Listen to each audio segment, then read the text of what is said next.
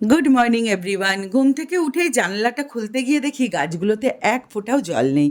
এই গাছগুলোতে রোজ জল দিতে হয় না, উইকে 2 দিন জল দিলেই হয়ে যায়।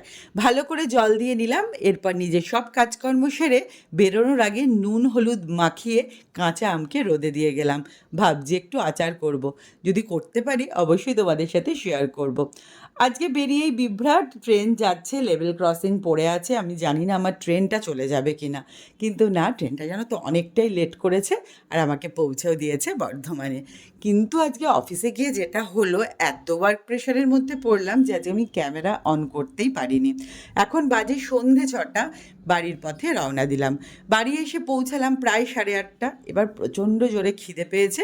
আজকে হয়েছে ঘুগনি, তাতে পেঁয়াজ শসা কাঁচা লঙ্কা ধনেপাতা দিয়ে আর অল্প একটু মশলা দিয়ে নিলাম। এটা খেতে আমার বেশ লাগে। সাথে ছিল রুটি আর 2টো মিষ্টি।